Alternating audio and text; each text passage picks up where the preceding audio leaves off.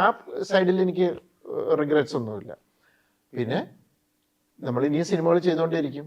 അതുകൊണ്ടാണ് ഇവിടെ നമ്മൾ ആൾക്കാർ ഇനി അത് പ്രതീക്ഷിച്ച് തെറ്റിദ്ധരിക്കപ്പെട്ട് വരരുതെന്നോർത്ത് പറയുന്നതാണിത്. സാറിനെ സംബന്ധിച്ച് പേഴ്സണലി ഏത് കൈൻഡ് ഓഫ് മൂവീസ് ചെയ്യുന്നതാണ് കുറച്ചും കൂടെ? എന്തും പിടിക്കും. നല്ല സ്ക്രിപ്റ്റ് ആയിരുന്നാലും നമ്മൾ എന്തും പിടിക്കും.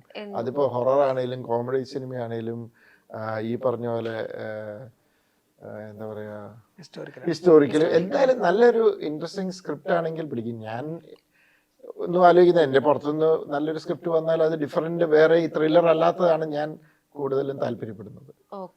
അതിന് എൻ്റെതായ രീതിയിൽ അതിനൊരു പ്രസന്റ് ചെയ്യുക എന്നുള്ളതാണ് എൻ്റെ ആഗ്രഹം. കാരണം ഒരു ആക്ടറിന് എല്ലാ തരത്തിലുള്ള